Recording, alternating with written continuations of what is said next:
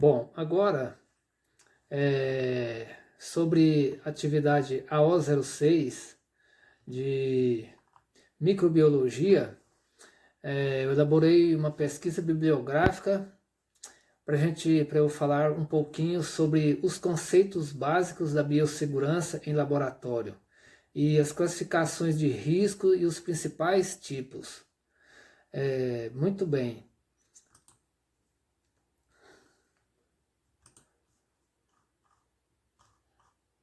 A biossegurança. O que é a biossegurança? A biossegurança é um conjunto de procedimentos, também de ações, de técnicas, de metodologias, de equipamentos, dispositivos capazes de minimizar, eliminar riscos que são riscos inerentes às atividades nas pesquisas e produção de um desenvolvimento tecnológico que podem comprometer a saúde do homem, de animais e de trabalhadores também naquele meio.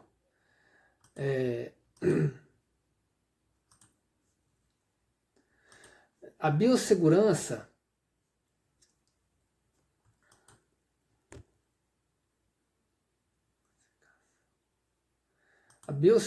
num laboratório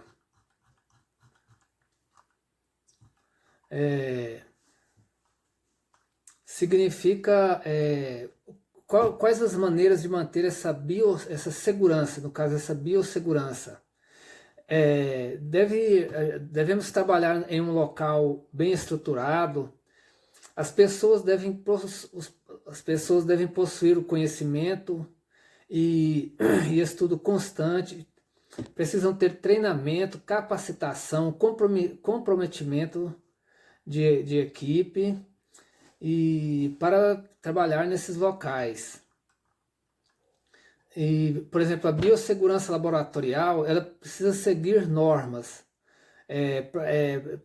normas laboratoriais, praticar hábitos de um trabalho defensivo, reconhecer situações de risco e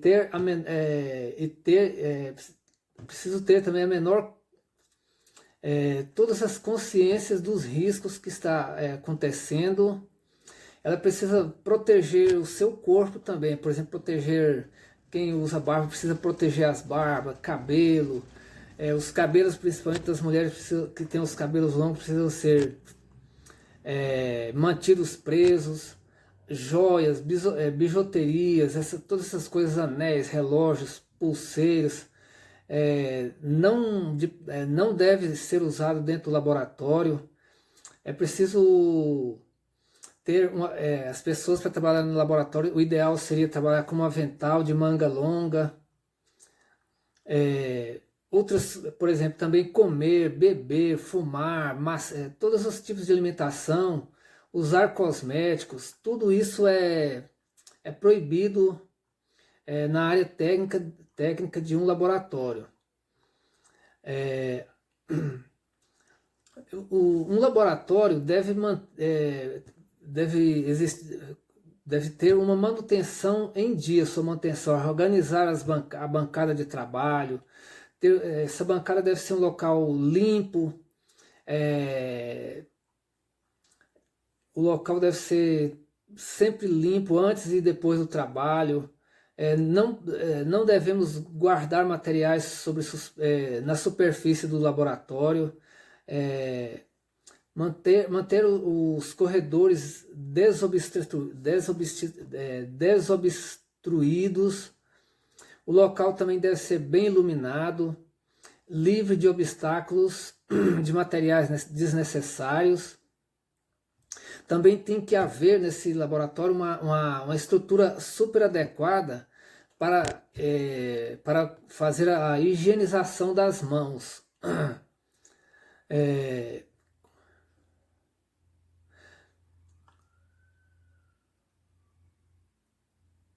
Para verificar se os trabalhadores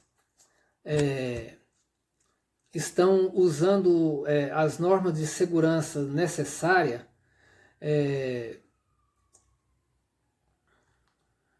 Como verificar se os trabalhadores trabalham com segurança? Para isso é preciso... Existe o Manual de Normas de Biossegurança, que é avaliar o manual, por exemplo, clareza, com objetividade, conhecer os riscos que a pessoa está trabalhando nesse laboratório. Quem está trabalhando precisa conhecer os riscos que ele está correndo. E precisa também ver se, olha só, existem também vários riscos, riscos físicos, ergonômicos, riscos de acidente, riscos biológicos, riscos químicos.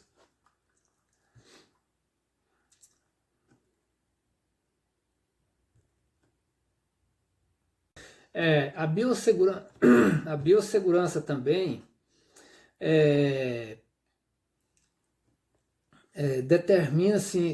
determina-se que tenha no laboratório o manual de biossegurança, se possui procedimentos que orientam a biossegurança, se atende os portais dos mapas de risco, se os funcionários possuem um treinamento adequado e registrado, se eles possuem EPIs, EPCs, se existem armazenamentos corretos para os químicos e se eles estão fazendo os procedimentos necessários para o manuseio das amostras.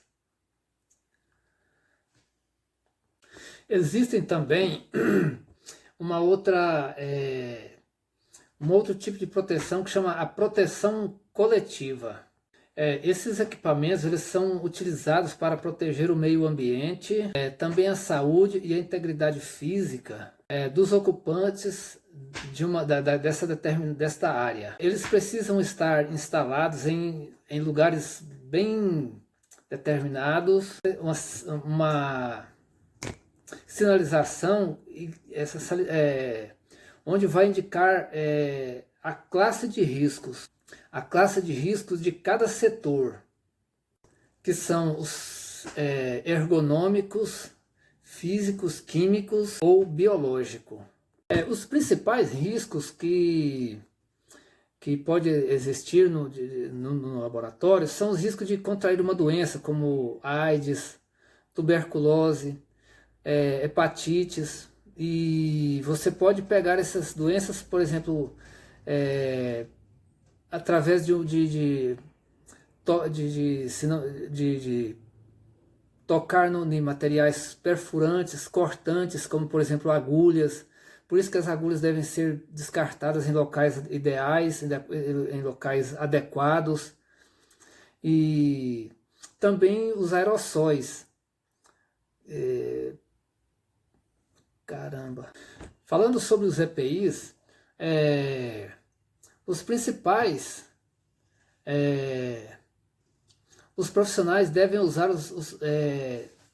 esses EPIs como protetores faciais, que oferecem proteção à face do trabalhador, protetores oculares, onde vai proteger os olhos contra respingos, contra aerossóis, protetores respiratórios, que vão...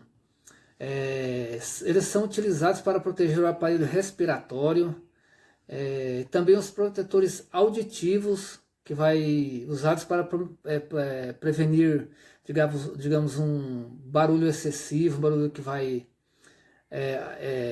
vai causar danos ao ouvido, luvas, jalecos, calças de segurança, calçados antiderrapantes, botas,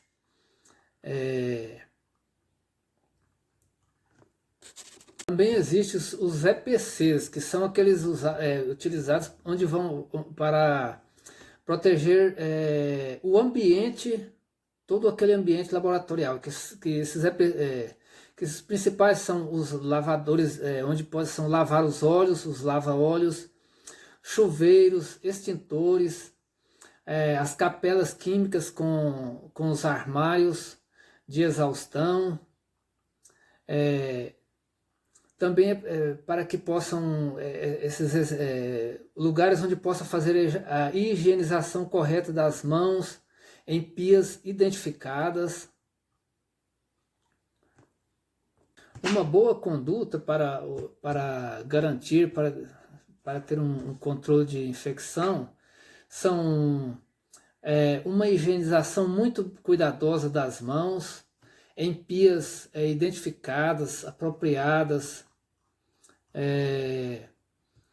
boas práticas laboratoriais, com o intuito de garantir a aplicação dos BPLs,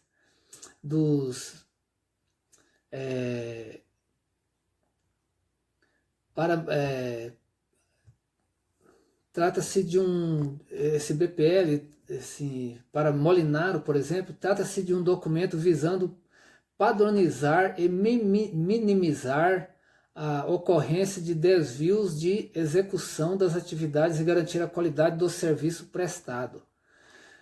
Também é preciso, essa desinfecção das mãos é preciso fazer com álcool 70%, para que tenha uma boa desinfecção e correr o menor risco de uma infecção. Falando sobre as principais tipos de esterilização, existe a esterilização a seco e a esterilização molhada, sei lá, úmida, que nesse caso úmido é através da autoclave. A autoclave certamente é o melhor método, que ela vai esterilizar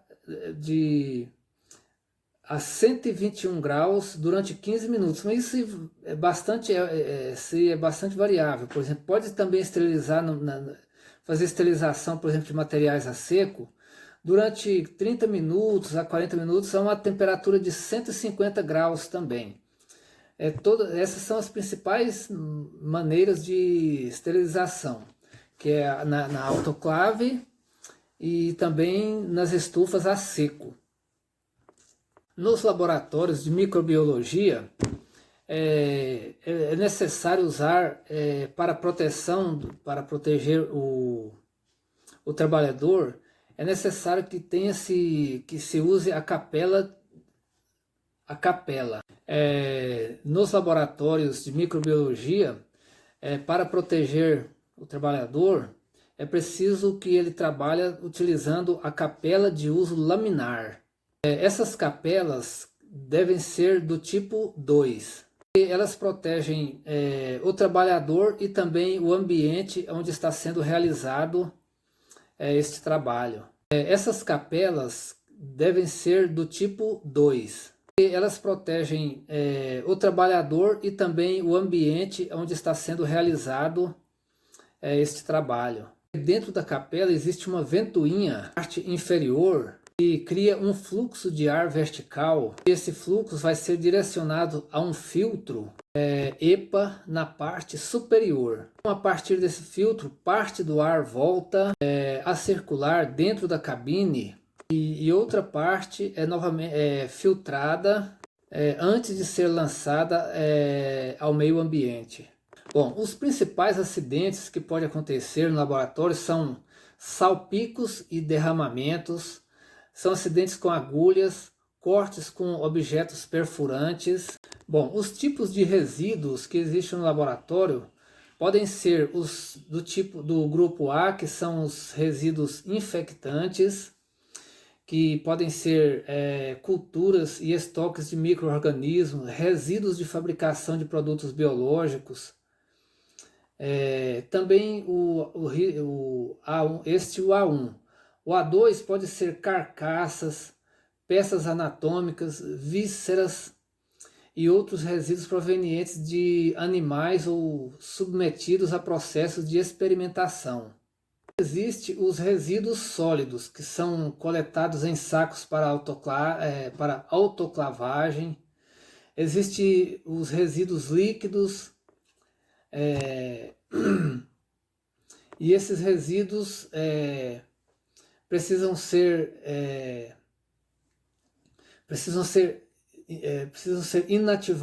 fazer a inativação das bactérias vegetativas, fungos, vírus.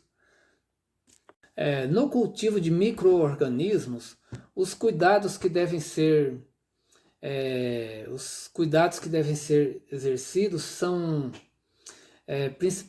eles assim: abrir cuidadosamente tubos, frascos, evitando agitá-los, identificar claramente todos os tubos e frascos, nunca usar vidraria trincada ou quebrada, manipular os tubos, frascos, pipetas ou seringas com extremidades em direção oposta ao operador, desprezar sobrenadantes ou conteúdos de pipetas e materiais desabsorventes embebidos em desinfetante contendo frasco de boca larga, colocar um tampão de algodão hidrófobo na extremidade das pipetas que entram em contato com pera ou pipetador automático e limpar toda a área com solução desinfetante após o término do trabalho.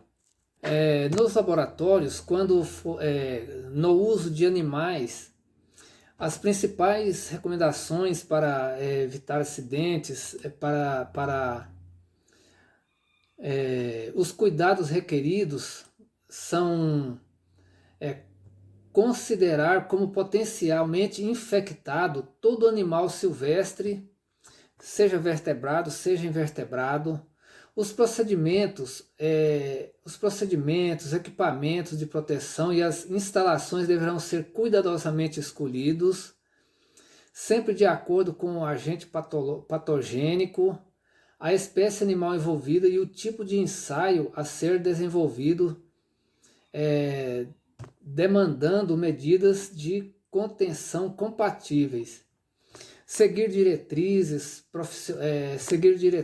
padrões, regulamentos, leis aos cuidados de manutenção dos animais em experimento. Assegurar que todos os profissionais que tenham contato com esses animais,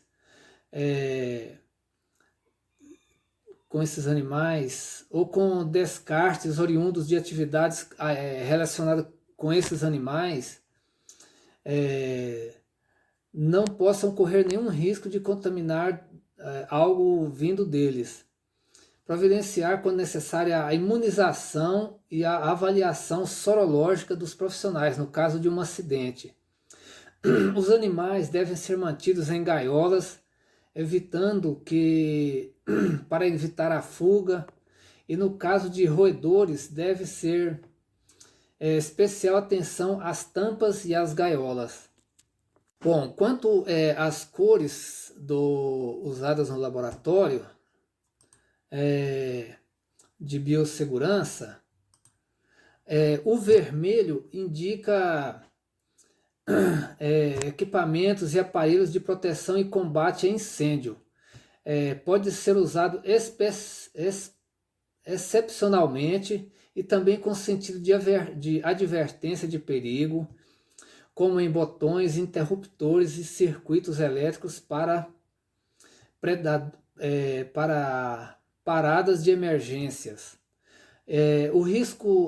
A cor amarela significa canalização que deve ser empregada para identificar gases não liquefeitos. Também pode ser empregado para indicar cuidado, assinalando, por exemplo, meio-fio, corrimões, cavaletes.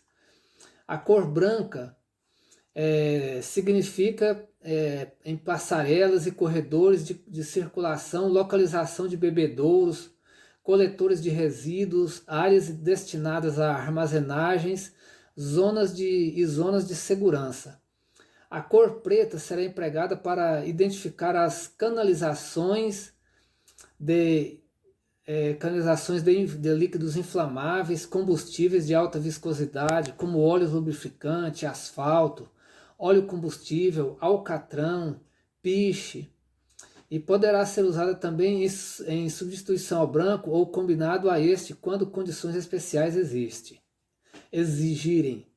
A cor azul indica cuidado, ficando este limitado a avisos contra a movimentação de equipamentos que deverão permanecer fora do serviço. Será usada também em canalizações de ar comprimido, colocando em ponto de arranque ou fontes de potência. E a cor verde, característica segurança. deverá ser empregado para identificar canalização de água, localização de EPIs e fontes de lavadoras de olhos.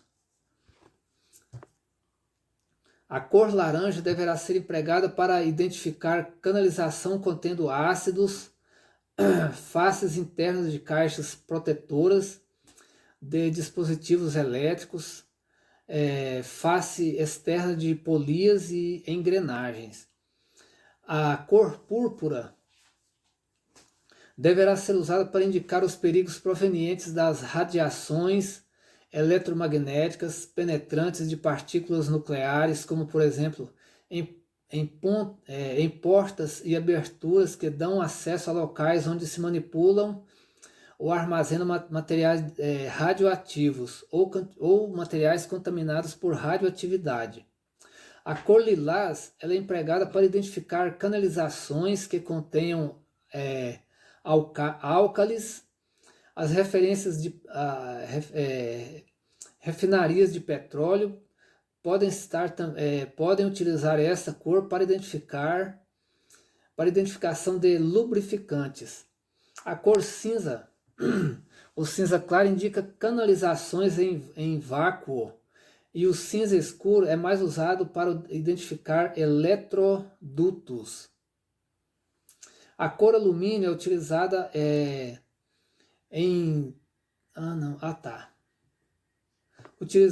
utilizado em canalizações contendo gases liquefeitos, inflamáveis e combustíveis de baixa viscosidade, por exemplo, óleo diesel, gasolina, querosene, óleo lubrificante.